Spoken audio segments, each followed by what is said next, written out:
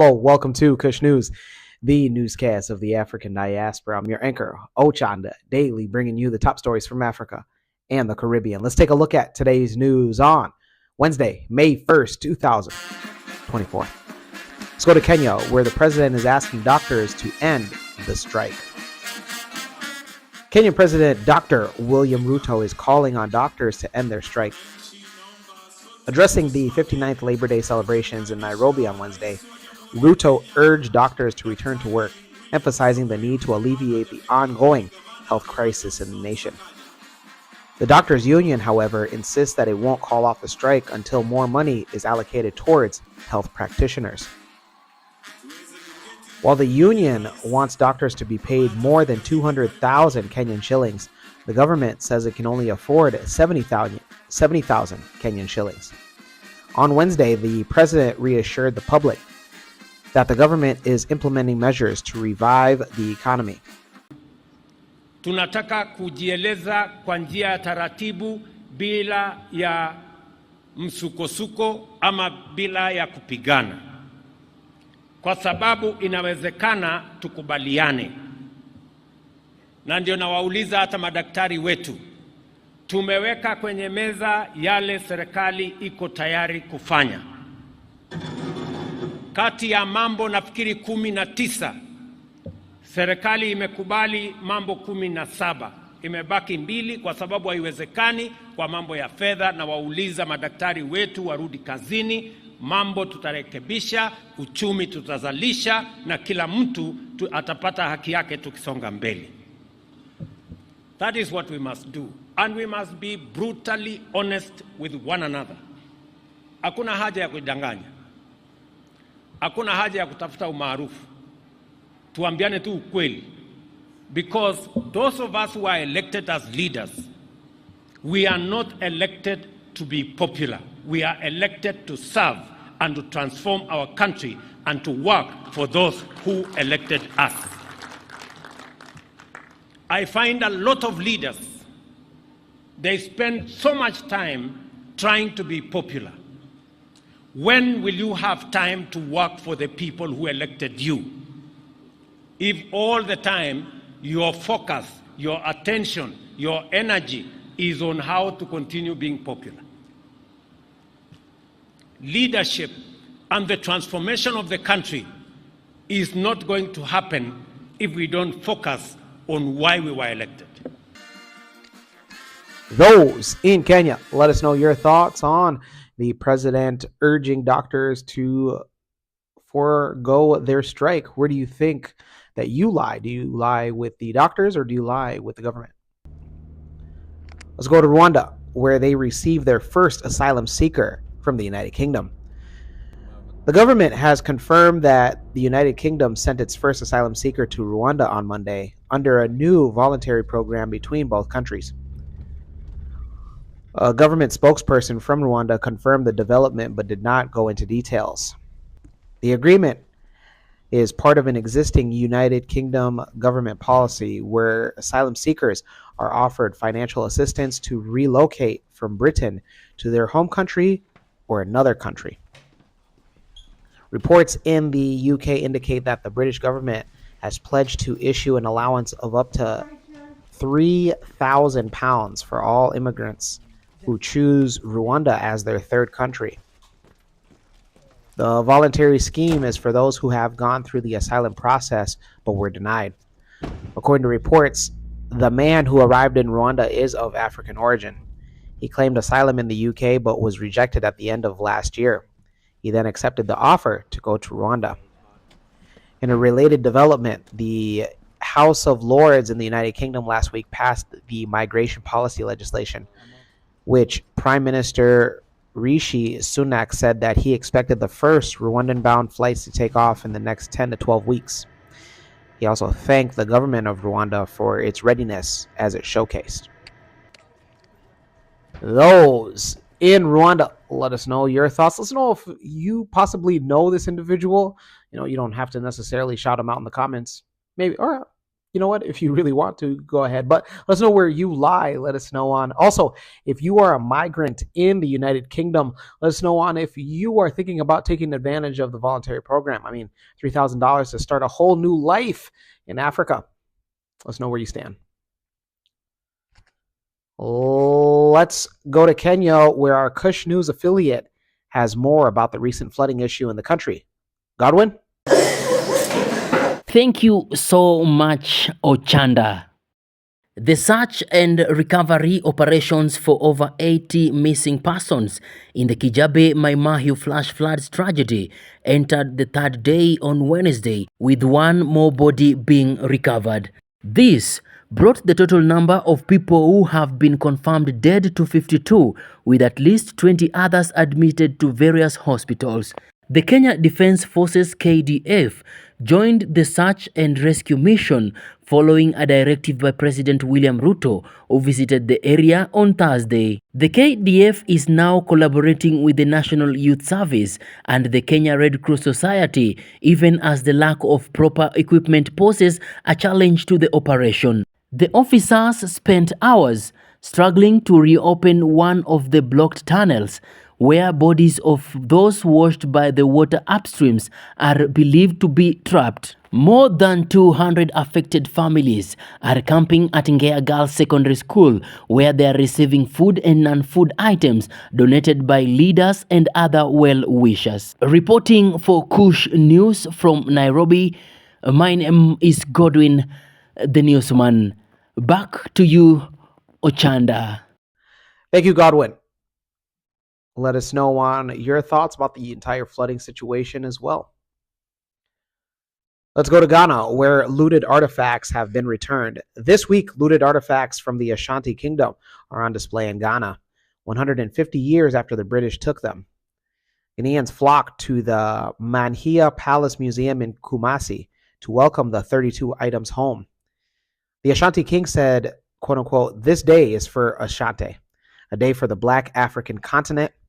The spirit we share is back." The Fowler Museum in California has delivered 7 precious items, which will be on display on Thursday. Those things that were taken away from our forefathers many, many years ago have now found its way home. And somewhere around April and May, we'll be receiving more items from Britain also. So I'm going to have the opportunity to see something that was taken from my homeland 150 years ago. It means a lot to not just him, but all of us, because we were not present, but we read about it, we heard about it, and we've seen pictures, and it will be a great opportunity for us to see it in person, physically, what the objects will look like. It's important to know that the items have only been loaned to Ghana for the next 3 years. However, this loan can be extended according to the British. The agreement, is between 2 British museums and the Ashanti king, not the Ghanaian government. The Ashanti king is seen as a symbol of traditional authority.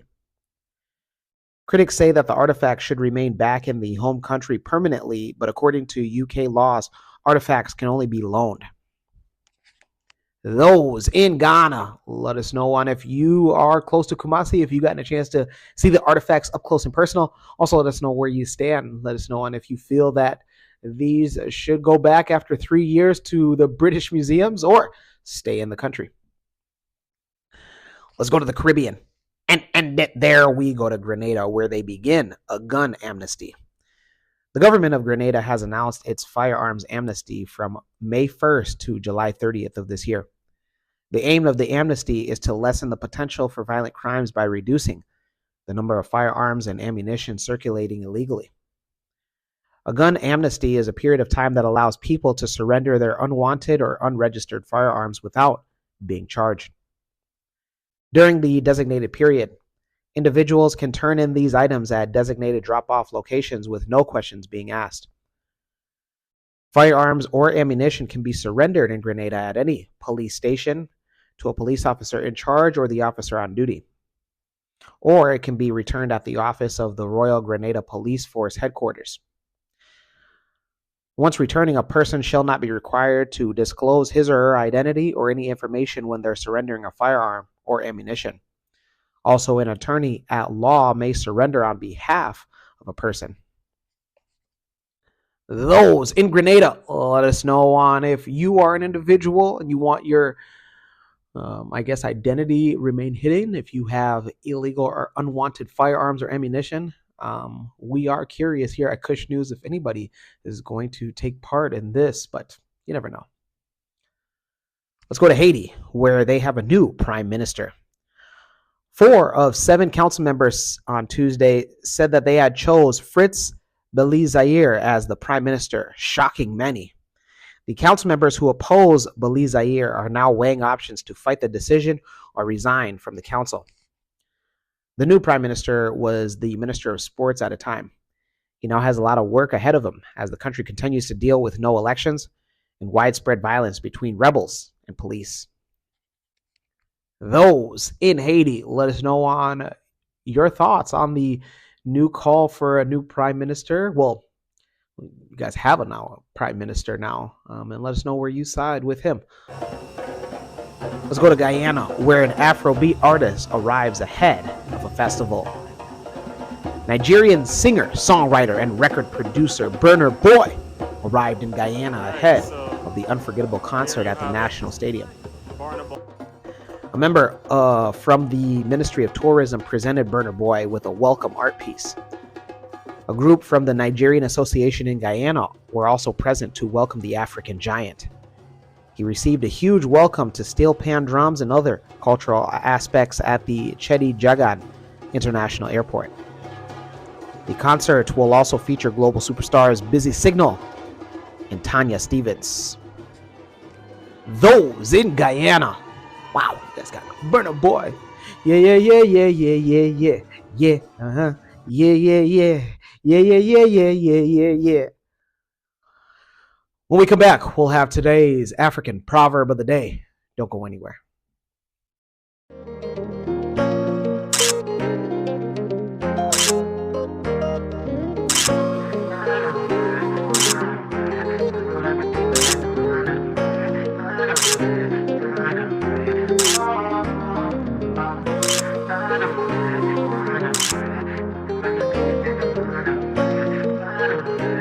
New release of the Spring Summer Collection. Visit www.mccadero.com. Don't send money back home. So there's a few things why. Number one, get the voices out of your head. Usually when you're sending money back home, it's because your mom's voice. Precious!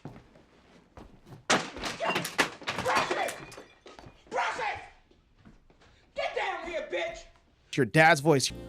Wait a minute, man. What's all this about grandkids, man? You've been using the rubbers I gave you, ain't you? Your uncle with the wooden leg.